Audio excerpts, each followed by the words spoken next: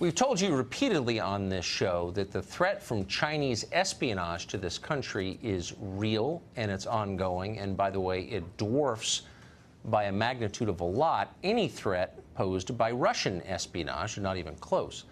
Well, in the past few days, we've received new evidence of that threat. On this Saturday, the FBI arrested former U.S. intelligence officer Ron Rockwell Hansen as he was about to fly to China. The DOJ says that Hansen was paid at least $800,000 to pass American military secrets to the Chinese government. These charges come less than a month after former CIA operative Jerry Chung Sing Lee was formally accused of helping destroy America's spy network in China. China has the motive, the money, and the means to spy aggressively on the United States, and does and has for years. Meanwhile, our leaders, who are hapless and dishonest, prefer to harp on about Russian Facebook ads. Will Congress ever act in response to this threat? We recently spoke to Democratic Congressman Tim Ryan of Ohio. Watch. America's trade deficit with China is more than $300 billion every single year. One of the biggest losers from that is America's industrial heartland.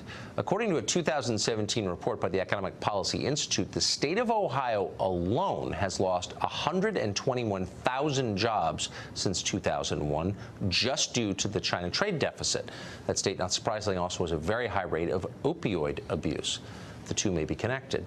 President Trump has pushed to alter America's trade relationship with China. Should Democrats back him? Congressman Tim Ryan is a Democrat who represents the Mahoning Valley of Ohio, and he joins us tonight. Congressman, thanks for coming on. Thanks, Rob. 121,000 jobs just in your state since 2001. Yeah. That seems like a crisis, like a huge story. Why is that not discussed more in Washington, do you think? I think in a lot of ways it's a regional issue. It hit manufacturing harder than anyone else because a lot of the manufacturing moved first to Mexico, then to China and other Asian countries. And so it hit the heartland the hardest. Those industrial states around the Great Lakes states was, you know, all of a sudden competing directly with China and a couple bucks an hour wages and not those good union wages we had in the Midwest.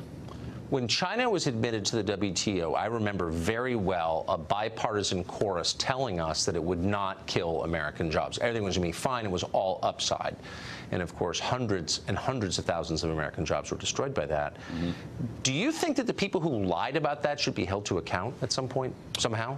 Well, I mean, you know, these were people in positions of power, and I think for many corporations it was very, very good. All of a sudden, you don't have those legacy costs. You're not paying a union wage. You're paying someone cheap, and you ship the product back. So there was that sweet spot where the corporations were doing really, really well under that scenario, and so that's why you see a huge concentration of wealth now. Those jobs, primarily, I'd say, were almost all union wage, union pension, union health care, lifted up communities. And those were people who voted for school levies, voted for police and fire levies, because mental health levies, library levies, because they had enough money to support the community.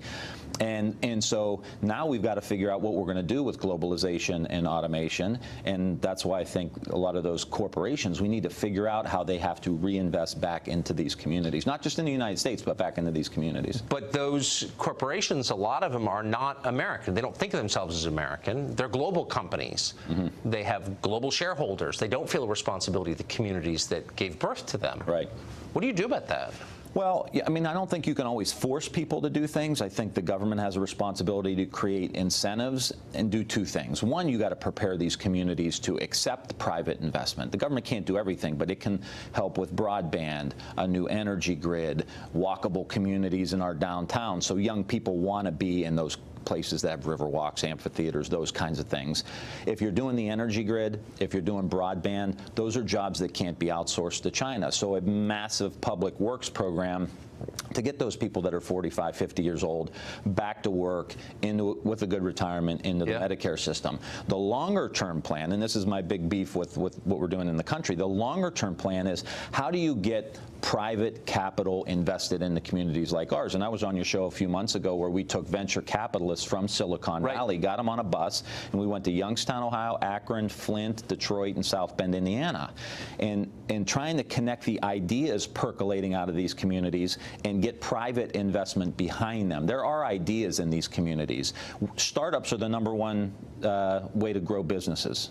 Almost all new job growth in America comes from startups. So we've got to invest in these communities and get the startup community. It should be a startup nation. That's one way to do it. Yeah, caring is the first step, and I'm glad. I'm glad that you do. Let me, if I could just say quickly, China has a 10-year plan, 30-year plan, 50-year plan, 100-year plan. America, we live in a 24-hour news cycle. Yeah, I know. And that's why they're cleaning our clock. Their military, political, and economic structure is all pushing in the same direction. In America, we're divided. We've got to come together, find some common ground so we can get to some higher ground and start getting some stuff done. Ours is a country run by day traders. I agree with you completely. Yeah. Congressman Ryan, thank you very much. Thanks for having me. Julian Assange has many enemies, but she also has a close friend in Pamela Anderson. Anderson says she fears the WikiLeaks founder is in physical danger, and she joins us next to explain what she means by that. Stay tuned.